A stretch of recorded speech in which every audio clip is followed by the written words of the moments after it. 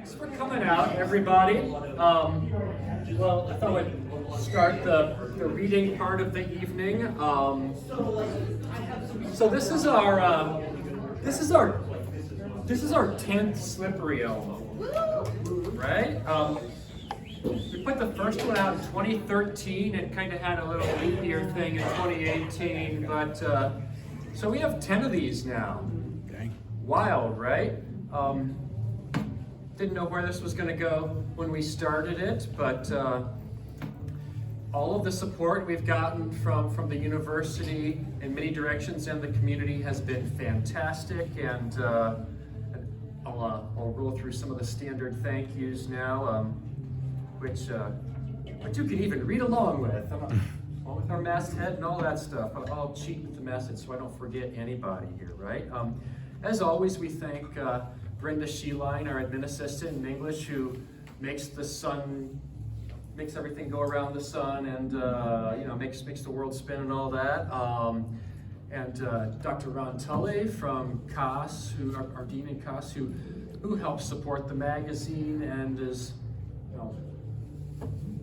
supportive in more ways than just signing the budget bids. So we appreciate it, Ron. And Dr. Sarah Fedorka, who couldn't be here tonight, but she's been fantastic about helping make this happen. She did some reading for some of this too. The entire English department, the College of Arts, Humanities, and Social Sciences, Dr. Darren Fields, our VPAA, who's also been more than supportive throughout the whole run of Slippery Elm so far, and Dr. Fell, who gave us who believed in this plan enough to kind of grant some seed money to make the thing happen, and now the magazine is almost to the point where this never happens with literary magazines, but it's almost sort of kind of running on its own financially without having to kind of let them support every little thing. Yeah, that never happens, right? We're into 10 years, and I'm hoping for 10 more, yeah? I'd like to thank Ethan, Joella, and Karen George, who judged this year's finalists in prose and poetry. I want to thank our student staff, and I should segue here and say, like I always say this, but I never get tired of saying this, because I am really proud of this magazine, because there are a lot of magazines in the world that are, national, global scope, open submission. We got 1,400 submissions for this issue. That's nuts. So, and some of y'all who are in this issue, that means we were taking like 2 or 3%. So, right? Yeah. We were getting lots and lots of good stuff too. But that's a lot of reading. And there are a lot of magazines that get more submissions than that. There are also a lot of magazines in the world that let students do things. There are a lot of magazines that let some of their students do big things, like usually if they're, in their MFA programs or something, they let them be a genre editor and make those picks or something. There are a lot of magazines that let students run everything if they're, taking stuff from, on campus or regionally or like kind of niche market kind of things. So you guys, we let the students do everything, right? I just kind of facilitate and make things happen. Some of our editors are here tonight. Sam Atkins, our managing editor, just got here. Thanks for all your work on this. Sam was like juggling those 1,400 submissions and like dealing them out to people. Skylar Waddell's here, our poetry editor, who may reprise for another poetry editing session in next issue. Is Natalie here? Okay, but Natalie Wirtz, our prose editor, did fantastic work on this, and I'd also say, we have a broad student staff. This isn't all English majors kids. We have students from all majors all over who are doing all the work, and they're making hard calls on this and doing a lot of heavy lift. So I hope you'll tell them congrats too. Also, in this issue's readers, Emily Wynn's here. Is Emily still here? There you are, Emily.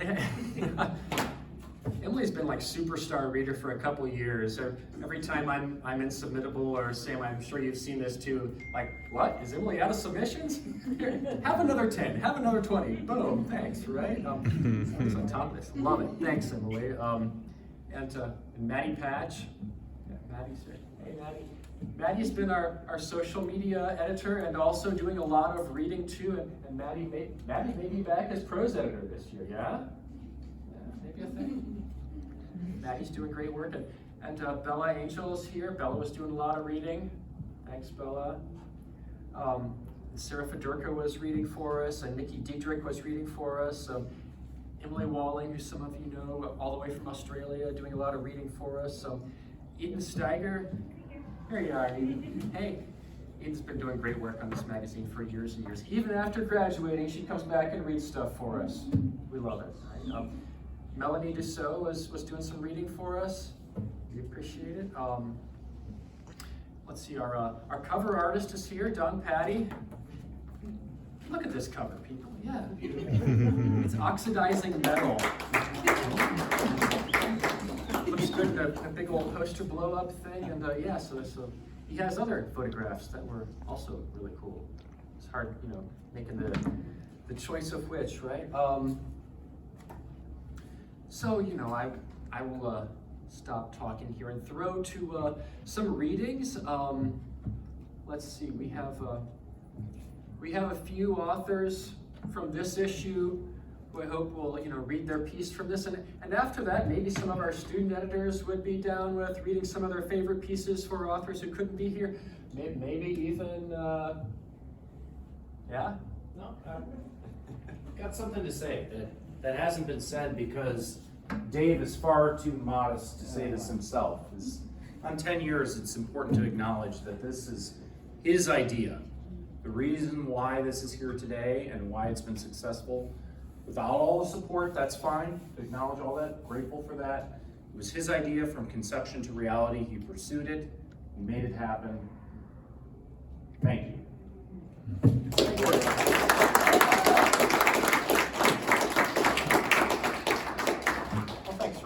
That means a lot, and thank you all for sending us things and reading things and making the magazine happen, because it wouldn't be a thing without without an audience, without readers, right? So I'll throw this out there. Anybody like to read for us first? I can go. I can be brave. Jennifer Pullen, thanks. Thank you.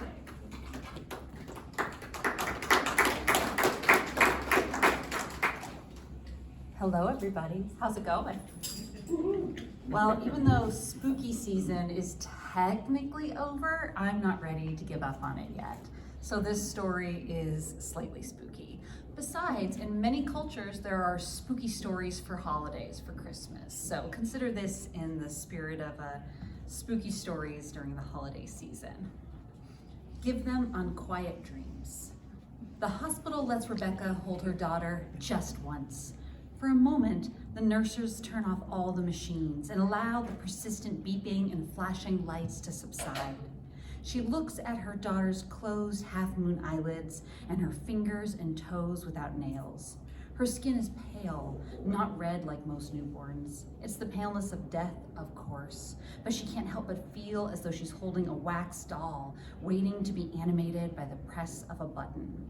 She touches her daughter, who she would have named Persephone, behind the ears and all around her still malleable skull. She's struck by the unnaturalness of the body in her arms, too cold, too still, too perfect.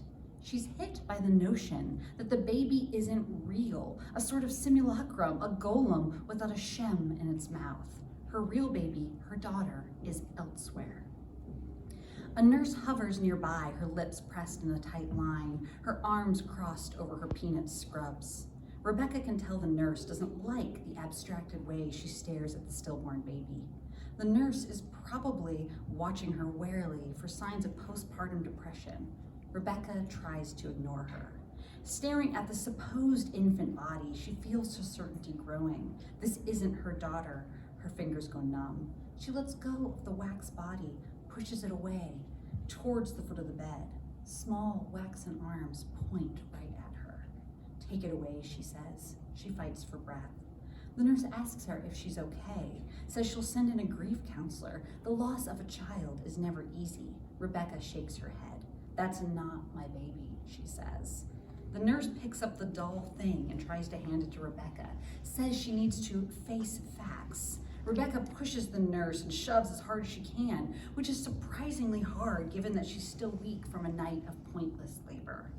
The nurse stumbles backward, hits the instrument tray, and it clatters to the ground. The nurse clutches the infant-shaped lie to her chest. You need to say goodbye, she says to Rebecca. That isn't my baby. Rebecca can hear her voice rising to an ear-splitting pitch, knows that she's making a scene, frightening the nurse, but she doesn't care. She wants that thing out of the room. She wants to know where her baby is. No one in the hospital will tell her. They are all in on the secret. Over the next few days, various doctors come and go from her room, psychiatrists, counselors, a vast array of mental and physical health specialists. They all try to convince her that her child is dead, that the thing she held in her arms was her daughter. She nods along with their words, says what they want to hear, all the while knowing they are wrong. She'd know her own daughter, dead or not. She wonders if the entire medical profession is conspiring together, or if they really believe that the wax doll was real. Eventually, they let her leave, but they make her sign up for counseling appointments. She doesn't intend to go. At home, she looks at the room she prepared for her daughter. The crib, the diapers, the green polka dot wallpaper, everything ready and waiting. Her body aches in unaccustomed places. Blood seeps from her still, like menstruation, but sadder. She takes bereavement leave because her work won't let her use maternity leave. She starts buying music boxes and stacks of children's books. When her real daughter arrives, she'll be ready. She used to be sad that she wasn't married, but now she's glad that she had a sperm donor instead of a husband. There's no one to tell her she's crazy. She must look mad from the outside, but she can't shake the sense of expectation. After 2 weeks, she goes for a careful walk in the little forest park near her home. Step by step, she goes deeper into the woods. A raven sits on a branch and caws mockingly at her. The wind shakes low whispers from the aspen. Out of the corners of her eyes, she keeps seeing movement, flashes of little faces hiding amongst the bushes. She's sweating despite her slow pace. She sits on a moss-covered log. Moisture seeps through her yoga pants. It still hurts to wear jeans. A row of tiny mushrooms peeks through the loam on the forest floor. A stream tinkles somewhere nearby. One of those little waterways with clandestine bends and shallow eddies, out of sight until you nearly step in it. Still sitting, she leans over and clears dead leaves away from the mushrooms. She shapes the leaves and forest hummus with her bare hands, a head, arms, legs, a body. She can still sense movement near her, always just outside her vision. Voices high like a dog whistle outside of her range, but present. She pulls a loose hair off her black shirt, one of her own. She puts it onto the leaf in twig form. She spits. Her nose is more sensitive than usual. She smells the natural decomposition of the forest, upcoming rain, and her own leaking blood. She stands, wrapping her arms around her tender, loose-skinned abdomen. I'm owed, she says to the forest, to the half-heard voices. I'm owed, she says again, this time shouting. Silence follows her shout, birds and bugs in abeyance. Then the chirps and chitters of the forest resume. She hurries home as fast as she can, stumbling. Her legs quiver. That night, she dreams of twigs and mud bound together, shambling through her house, crawling into the crib, crying with an infant's hungry cry. She wakes in the darkness, breathing hard, afraid to get out of bed to see. Her bedroom door swings open. A baby's cry somewhere far away. Rustling in the hallway. A music box plays for Elise. Her nostrils fill with rot. Thanks.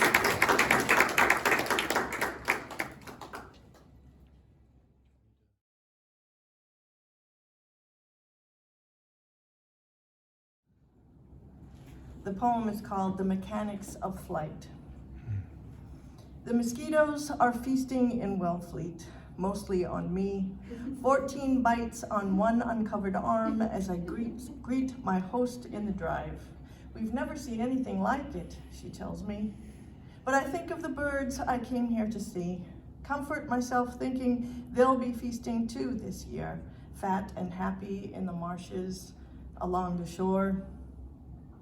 Later, at the sanctuary, I ask the ladies in the Welcome Center 3 times before they understand me if that thinking is right. Much as that helps us, says one. Small comfort, sniffs another.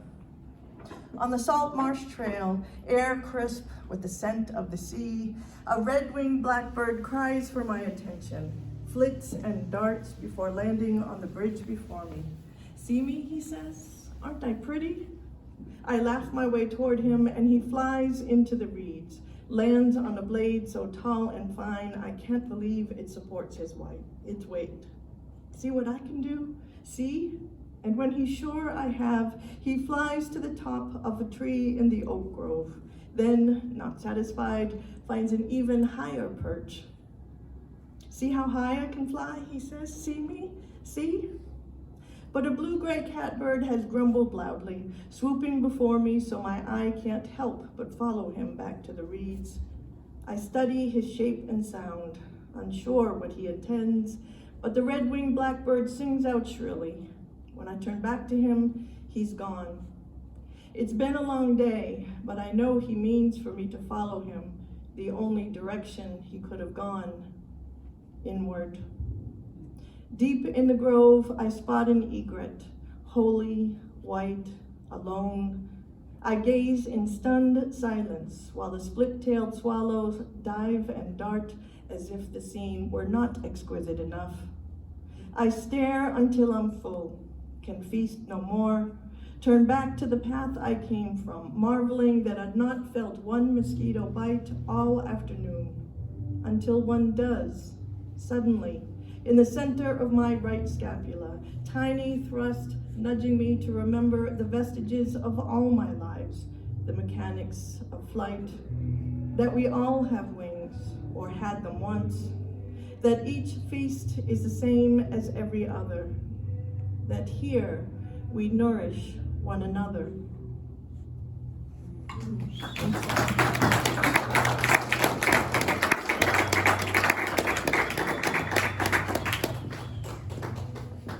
Paula has agreed to judge our contest for this coming year, too. Hi, I'm Matthew Chabe, and today I'm going to be reading an excerpt from my short story, A Fire Goes Through It. We're lying in the grass watching the stars. There's a glow on the horizon from the fires in Cuyamaca that burns the sky like a rash. Do you ever think about how you can use fire to clean stuff? Callum, my brother, says. He twirls his hair around his middle finger and twists. Yeah, I tell him, but I don't have the soul to bore him with my dreams, so I tell him another thing. I was playing this bar a few months back, really ripping into it, you know? The crowd's massive. I hold my arms out to show him really just how big it was. These people were bouncing and thrusting. Sweat was dripping down the walls. You hear what I mean? They were agape. It was majesty. So I'm halfway through the solo and I hear this commotion and look up. I clam the grace note, but it don't matter because there's smoke coming out of the restroom. It's a lot. All these people are running for the door, falling over each other. I finish the solo. The bartender goes and puts the fire out. We finished to an empty room. Didn't even get paid. Huh, says Callum. You think there's life on Mars? You with the questions. Always with the questions. How should I know? You're pretty smart. A well-informed fellow. I just figured. I think about it a minute. Well-informed connotes a willingness to take pleasure in knowing, you know? It begets itself. I don't know if I'm that guy. I'd rather risk doom and not be aware, I think, but I turn to him and say, yeah, maybe. I think probably. I mean, it's stupid to think we're the only things alive in the whole universe. Elon Musk says he's going to make houses on Mars. Who? Elon Musk. He's going to let us live on Mars. You mean facilitate it? He's building a spaceship. Who's Elon Musk? A scientist. Can he make you a brain? That's real funny, he says. He reaches over and touches my arm. I jump back. He has electric fingers. No volts, no watts, all amps. Where are those smokes, he says. Not in my fucking bicep, I say. I'm cold. Let's go. On the way to the store, we pass a beast with a sign that says, needs souls for food, and I scratch my scalp as the stars fly overhead. By the time we get to the store, I'm still sussing out the computational vagaries of space, time, what passes what, and who is passing whom in this thing. The corner store is a steel fist on the hill with a gleaming jewel set in the center, and Callum pushes it open. He swings it wide, and then we're inside. We're really in it. There's a sex rack with glossy pages next to rows of onion chips, motor oil, vanilla air fresheners, off-brand cola, and it's so cold in here. Colder than it was outside even. I zip my jacket and discover the zippers broke. In my pocket there's a hard cube. It's the smokes. They were there all along, a dirty pack of agriculture, but I don't tell Callum. I know I should, but I just don't. When Callum gets to the counter, he says, "Give me them smokes." The clerk looks at him. "Which ones?" she says. "The good ones." The clerk blinks once, twice. She doesn't have the desire for this shit. "There's a wealth of smokes back there," says Callum. "Surprise me." "Sir," she says. It's funny. She calls him sir.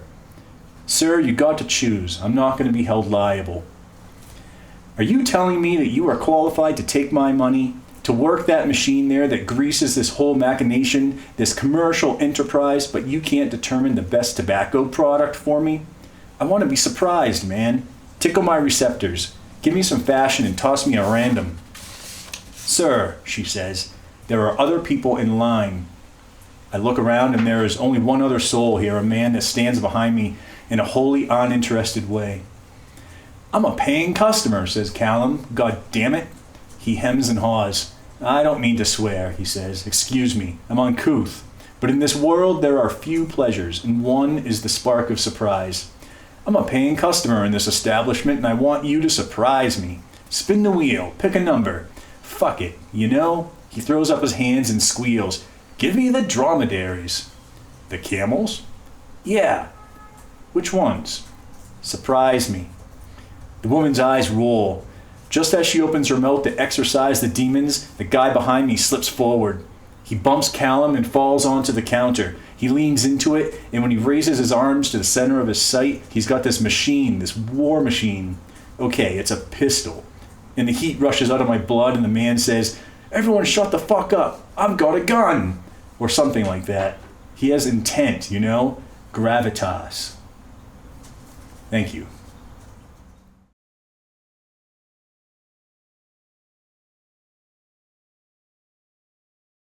So the photograph.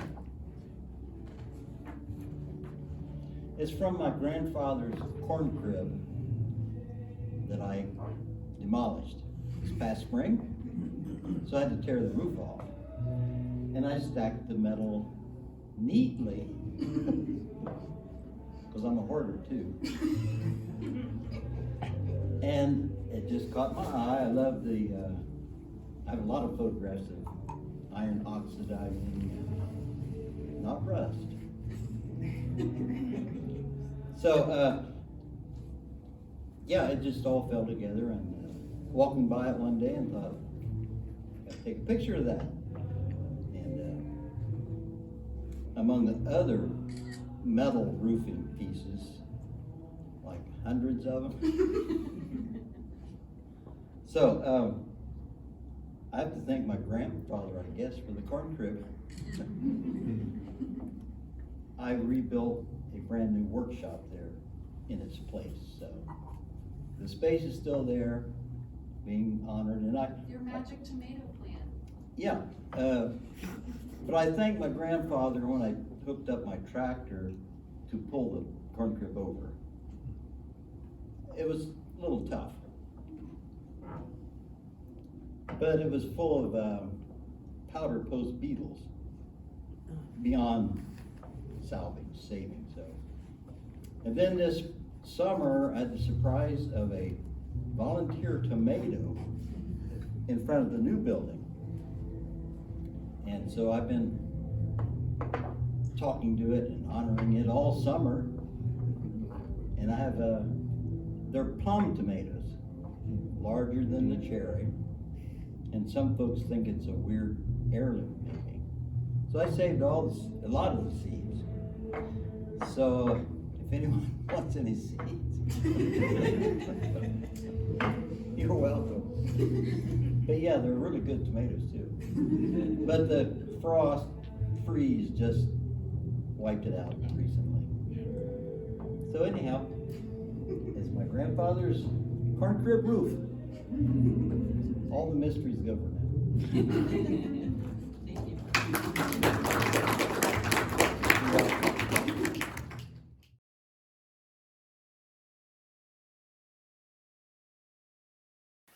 Hi, I'm Meggie. I'm a writer from Minnesota in the United States, and today I'm going to be reading my poem True Crime from the 2023 Slippery Elm issue.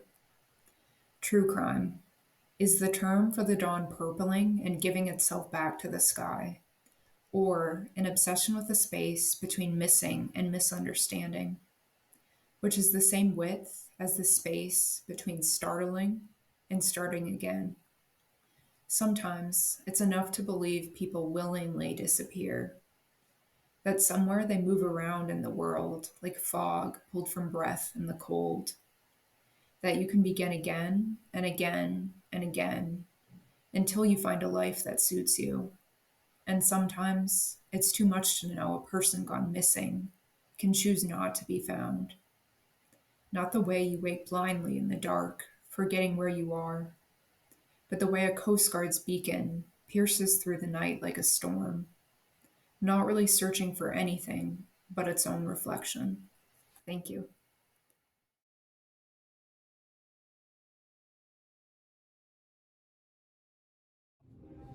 Hi, my name is Paula Felton. I did not edit this issue at all, but I would be remiss if my colleague who didn't, Kerry Trautman, who was not able to be here tonight because she's promoting a book right now.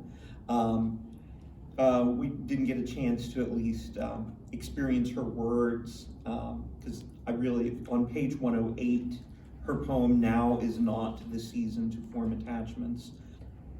I plant 6 small perennials, leftovers of the season discounted, all promising to bloom early next summer. I spray weed killer along the garden's perimeters to brown the leaves from their insides out. My feet startling grasshoppers who launch away in the scabiosa, a pair of grasshoppers stack and shimmy their armor in whatever private manner they do. A spiderweb stitches the bee balm to the rose bush, poised for its dark purpose. No reason to water the callias shrinking in pots, even when the forget-me-nots have given over to cool moonlight. Now is not the season to form attachments. In a matter of weeks, my father will have been dead for a full year. These upcoming fadings are the last he saw.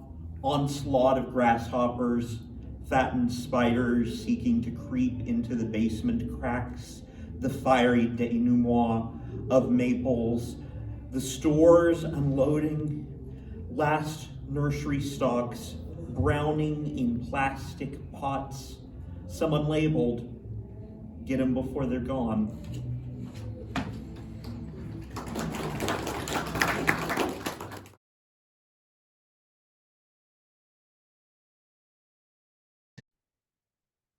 Hi, my name's Rob Fillman, and I'm really excited to be in the most recent issue of Slippery Elm, which has my poem Ichthyosaur, which I will now read.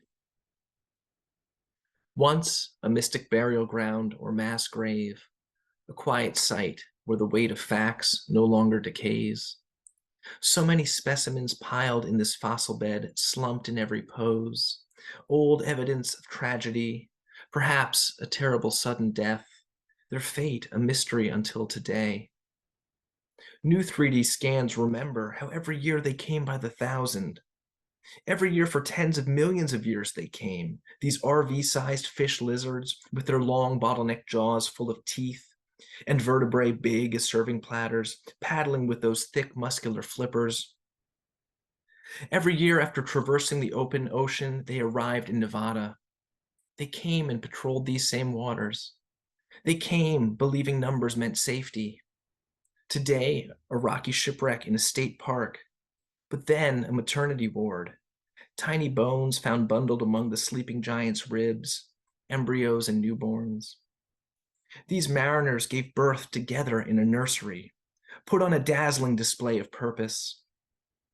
Now a dry, deserted limestone ghost town, then a fertile tropical sea.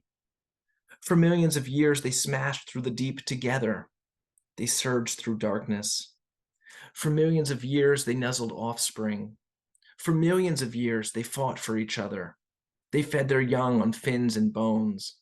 For millions of years, they slashed through the current of time, once again rising, rising to the surface to breathe, to hint at the truth, to tell us why they came. Thank you.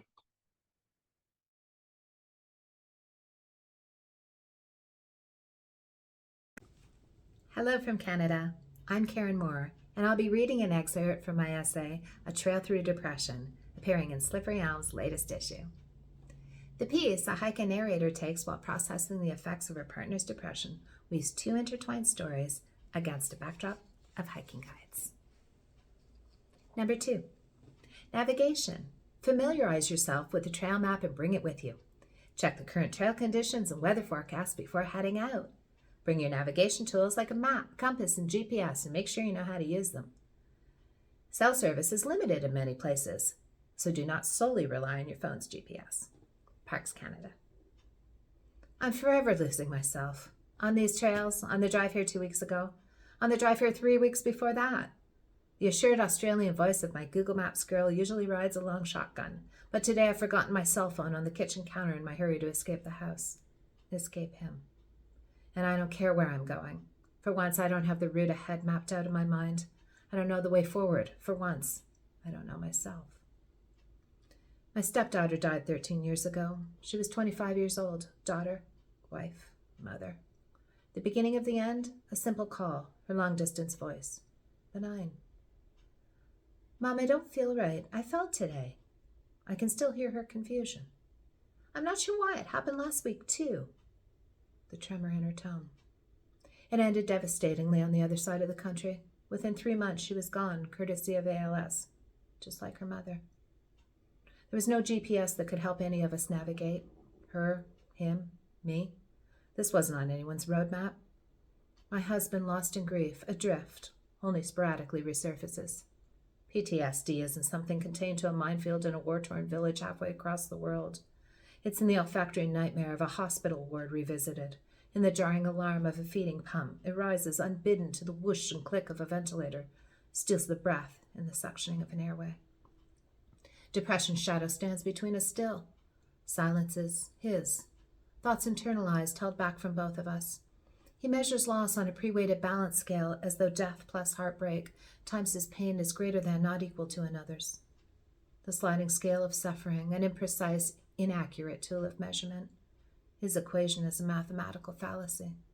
There's no logic in loss. Silence is mine. My fears, my words guarded.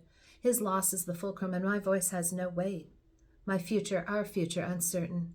He never asked me what it felt like to hear her words. Mom, I don't feel right. We all lost something precious that day. Her, most of all. I came equipped for this marriage. Packed the emergency supplies. I have a psychology degree. I'm familiar with the warning signs and symptoms of mental health breakdown. I know the benefits of exercise and nature in treating depression.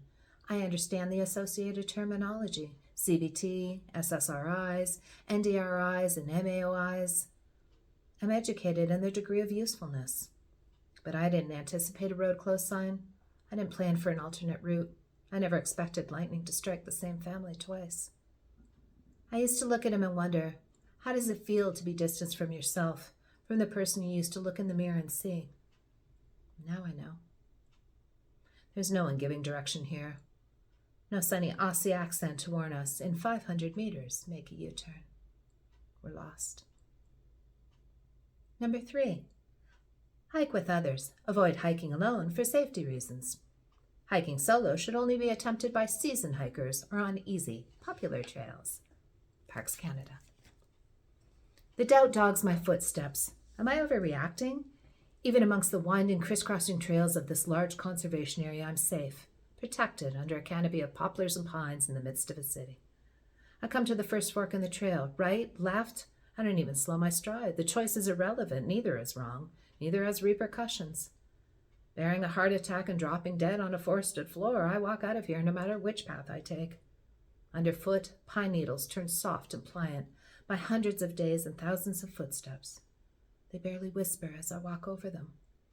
Stick to the trail and it will eventually lead me out again, I suppose. My sense of direction, my compass, isn't with me. It usually is. But today I choose to walk this trail alone, and I'm sickened from sticking to the path. Thank you.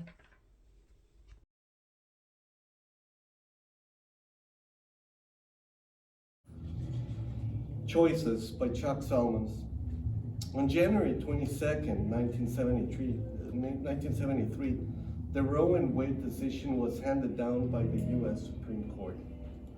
It was a Monday, a good day, to be conceived, and a good chance I was, at least 50-50, my mother claims.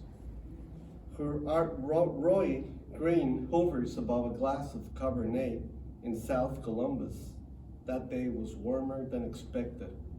I imagine my parents leaving Marion Franklin High School together in my father's primer gray 62 Ford Fairlane, windows down.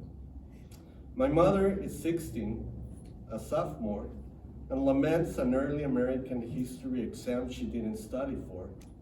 My father's bitching about his early morning civics class, and on the few remaining in his senior year, it's Tone textbook lying in the backseat. He tunes the car radio to 1230 WCOL AM, where Johnny River belts out some rocking pneumonia. Maybe they find that empty lot behind Columbus Motor Speedway. Toss principles of democracy to the floorboard and practice the backseat boogie.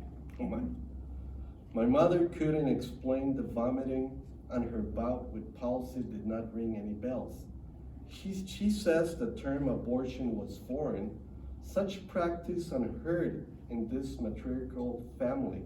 My grandmother, an ordained minister in the Church of God, knew the symptoms and upon the doctor's confirmation, dictated that the daughter be married before her belly gave away yet another family secret.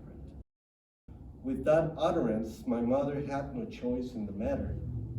I have no regrets, she tells me, none at all. Thank you.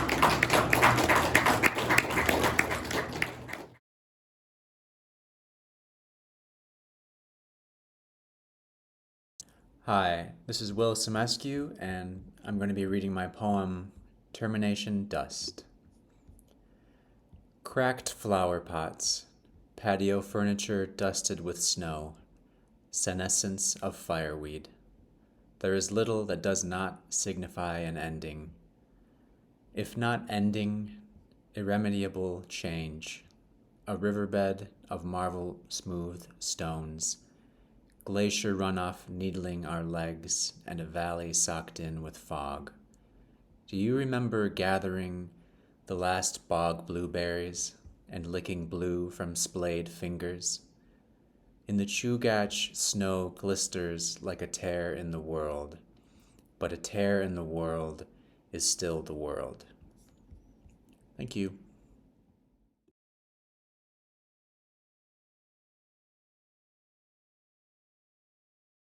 My name is Jeff Gundy, and I once won the Slippery Elm Poetry Prize too in a past year, which was a great thrill and honor for me. My poem in this issue is called Quicksilver Messenger Service Happy Trails. For those of you of a certain age may remember the band Quicksilver Messenger Service. I see a few nods and a lot of blank looks, so that's okay. They never really made it big, but they made this album. They were one of those bands that was around. In 1969, this album came out. A 28-minute live version of Who Do You Love fills the whole first side of Happy Trails. Energetic, earnest, redundant. The album's had sides then, and vinyl has come back, though my turntable is still moldering away in the basement. Who do I love? Who do you? So much swirling everywhere, masked, unmasked, invisible, and potent as the wind. Bo Diddley did it first, the song, Who Do You Love? 1957, rock just starting to roll, a snappy 2:29 radio song in the great tradition of the brag. He walked 47 miles of barbed wire, had a house made of rattlesnake hide, a skull for the chimney. Now come on, take a walk with me, Arlene. Tell me, who do you love? Later, Ronnie Hawkins wailed through it with the band, who had left him far behind but brought him back for the last waltz. My mother, Arlene, was in her mid-20s in 1957, already pregnant for the third time. I was 5. Not her kind of song, but she's pushing 90 now and still tough as Bo. She's inside most of the time anyway, taking care of Dad, driving him to doctors, stopping at Walmart for milk and buns and Kraft singles. The grocery in town mostly sells liquor and snacks these days, but there's a new Dollar General with a big food aisle. Of course there is. In the 60s, we poured mercury into our palms when we could get it from the chem lab or a broken thermometer. That squish, the way it split and then sucked itself together, that shine. We said cool and far out. Now I hear this word, drip. Why not? Why not? Just 100 miles from my hometown to the city, it always seemed another country, only to see the White Sox and the Field Museum. But we found the Chicago stations, WLS, WMAQ, scratchy AM on little transistors, the world sneaking into our drafty farmhouse in a low-cut red dress. She Loves You, House of the Rising Sun, Eve of Destruction, Beauty and Death and Danger. Somehow our parents let us listen, and it changed us, not all in the same way. Quicksilver will kill you, but what did we know? Some of us are gone, bad hearts, drugs, cancer, but those curious pools in our palms spared us, just as the writer with his bags of mail on the album cover never looked back, but hurried down the dusty trail, last night's woman waving as his pony kicked up dust.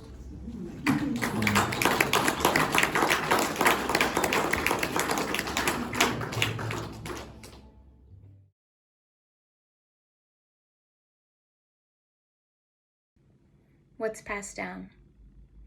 I took my grandfather's watch down to the neighborhood jeweler for repairs. There's a trap, a metal cage inside the front door of Armando Rey's, like entering a jail.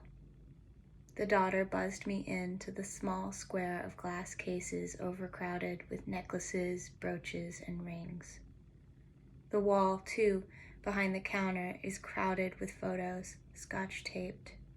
Kids on a slip and slide, grown-ups at a potluck, perms and floral wallpapers, and some cousin posing with Donald Trump. Collage of a family that stopped growing sometime, some digital endpoint.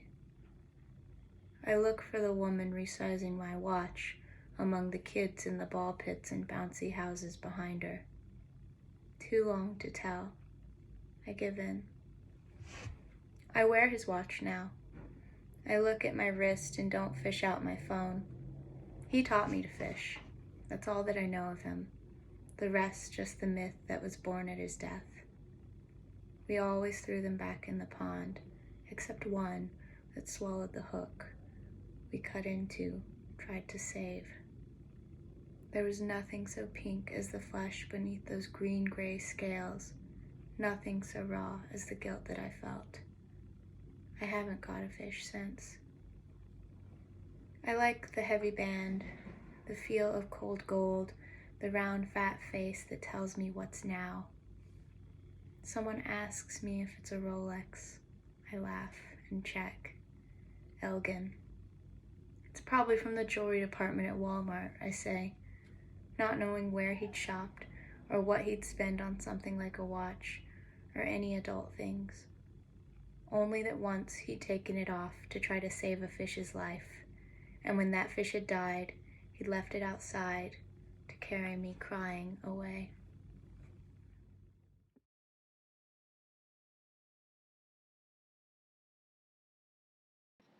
Hi everyone, I'm Dana Delibovi, and I'm going to be reading my poem, Letter to St. Anthony, which is in this issue of Slippery Elm. Letter to St. Anthony. You have come when called, all those years of need, to find where I left my glasses.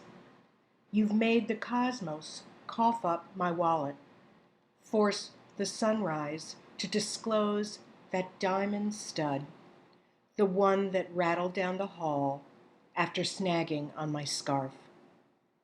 Life as a friar in the marshes trained you to spot your psalter in the mud, your thimble in the reeds, your jug full of fresh-drawn water left beside the colonnade. You, patron saint of all mislaid or stolen things, saint who voodoos out of air the hat and mittens left at school, stalk this quagmire of a self until the soul I've lost is found. Thank you.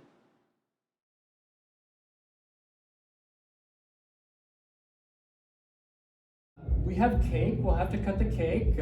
Thanks to my mom, Kathy, for bringing cake. Thanks, Kathy. Thanks to Chris, too, for just idly offering to help with video and then getting kind of pulled in for the whole entire... We can turn the camera back around on you and do a cameo if you want, Chris. This is the first poem in the book, and I thought this was a killer way to start. I don't know Tom Barlow, but kick-ass poem. Guns and Beauty by Tom Barlow. A chrysalis unfolds into beauty as easily as a sharp knife leaves a scar. How did the butterfly come to deserve its splendor? Why is one baby born homely, another with a face worthy of adoration? Yet parents are expected to love the former, even when the world looks away. I ask my mother why I am not beautiful. She replies, we all have our burdens. And I want to tell her how fucked that is. Why are we not born as butterflies, I ask. And she gives me their predator, the crow. Why are we not born as crows? And she points to the eagle. Why not an eagle? And she hands me my grandfather's shotgun, never dreaming that I might, in that moment, realize I will never be the most beautiful until I am the last one standing.